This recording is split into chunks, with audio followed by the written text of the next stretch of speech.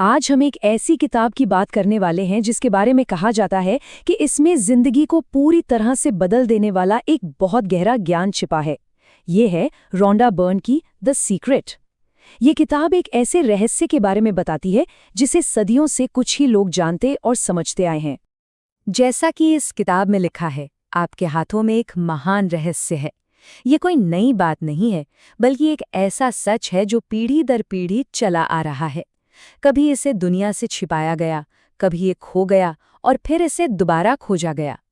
प्लेटो से लेकर आइंस्टाइन तक इतिहास के कई महान विचारक इस रहस्य के बारे में जानते थे। तो चलिए अब इस पर्दे को हटाते हैं। आखिर ये रहस्य है क्या? देखिए, ये पूरी किताब ब्रह्मांड के सिर्फ एक लेकिन सबसे शक्तिशाली नियम पर आधारित है जो हम सबके जीवन को चलाता है। वो महान रहस्य है आकर्षण का नियम। जी हाँ, द लॉ ऑफ अट्रैक्शन। यही इस किताब का दिल है, इसका वो मूल सिद्धांत जिस पर आगे की हर बात टिकी हुई है।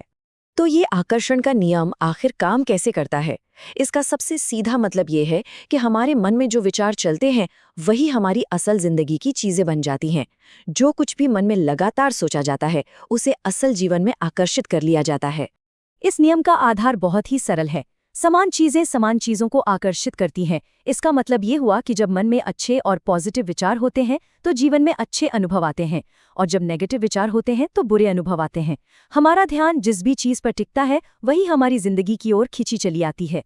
हमारे हर एक विचार में एक चुंबकीय शक्ति होती है और उसकी अपनी एक फ्रीक्वेंसी यानी एक तरंग होती है। जब भी कोई विचार मन में आता है तो वो एक सिग्नल की तरह ब्रह्मांड में चला जाता है, और वो सिग्नल अपने जैसी ही फ्रीक्वेंसी वाली चीजों और अनुभवों को वापस अपनी ओर खींच लेता है। इसे समझने के लिए एक टीवी टावर का उदाहरण लेते हैं। सोचिए कि हम सब एक जीते जागते ट्रांसमिशन टावर हैं जो अपने विचारों से लगातार एक फ्रीक्वेंसी भेज रहे हैं। ये फ्रीक्वेंसी ब्रह्मांड में जाती है और फिर उसी फ्रीक्वेंसी की तस्वीरें यानी अनुभव हमारी जिंदगी में वापस ले आती है।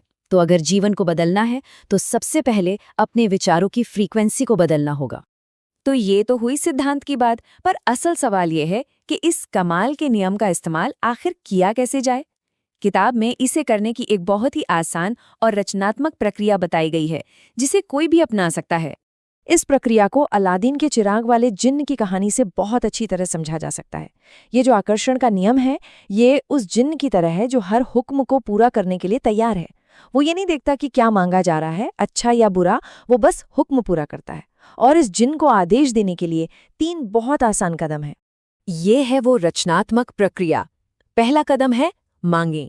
ब्रह्मांड को एकदम साफ साफ बताना होगा कि क्या चाहिए। दूसरा कदम है विश्वास करें। ये मानकर चलना होगा कि जो मांगा है वो पहले ही मिल चुका है। और तीसरा कदम है प्राप्त करें। उसे पाने की खुशी और अच्छी भावनाओं को गहराई से महसूस करना होगा। इन तीनों में से विश्वास वाला जो कदम है वो सबसे जरूरी है। जैसा बॉब डॉयल कहते हैं, इसे अभी प्राप्त करने की भावना पैदा करने के लिए जो भी करना है वो करें। मतलब सिर्फ सोचना काफी नहीं है, उस इच्छा के पूरे होने की खुशी को अभी इसी पल में महसूस करना होगा। यही भावना ब्रह्मांड को भेजा गया सबसे शक्तिशाली संकेत होती है। अच्छा, अब जब प्रक्रिया समझ आ गई है तो चलिए कुछ ऐसे शक्तिशाली तरीकों को जानते हैं जो इस प्रोसेस को और भी ज्यादा असरदार बना सकते हैं। ये हमारी रचनात्मक शक्ति को कई गुना बढ़ाने में मदद करते हैं। किताब 2 सबसे शक्तिशाली अभ्यासों पर जोर देती है। पहला है कृतज्ञता यानी कि ग्रैटिट्यूड, जो कुछ भी हमारे पास है उसके लिए शुक्रगुजार होना। और दूसरा है कल्पना यानी विजुअलाइजेशन, जो चाहिए उसकी मन में तस्वीर बनाना। ये दोनों अभ्यास मिलकर आकर्षण के नियम को तेजी से काम करने में मदद करते हैं। चलिए पहले कृतज्ञता यानी ग्रैटिट्यूड की शक्ति को समझते हैं। जब हम उन चीजों पर ध्यान देते हैं जिनके लिए हम आभारी हैं तो ब्रह्मांड को एक मजबूत सिग्नल जाता है कि हमारे पास पहले से ही बहुत कुछ है।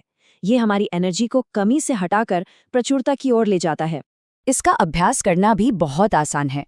हर दिन उन सभी छोटी बड़ी चीजों की एक लिस्ट बनाई जा सकती है जिनके लिए मन में आभार है, जैसे कि अच्छी सेहत, परिवार का साथ, आज का ये खूबसूरत दिन या फिर बाहर की ताज़ी हवा। ऐसा करने से सोच तुरंत पॉजिटिव हो जाती है। अब आते हैं कल्पना पर यानी विजुअलाइजेशन। जैसा कि यहाँ लिखा है, हम सब दिन भर कल्पना करते रहते हैं, भले ही हमें इसका एहसास हो या ना हो। जब हम जानबूझकर इसका इस्तेमाल करते हैं तो ये सफलता का एक बहुत बड़ा रहस्य बन जाता है।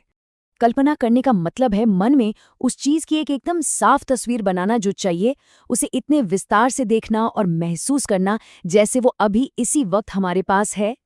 किताब में एक छोटा सा उदाहरण है। अगर किसी को कहा जाए कि अपनी रसोई के बारे में मत सोचो, तो सबसे पहले दिमाग में क्या आता है? रसोई की ही तस्वीर आती है। बस यही कल्पना की शक्ति है। तो अब जब हम इस नियम और इसके तरीकों को जानते हैं, तो समय आता है अपने जीवन के निर्माता बनने का।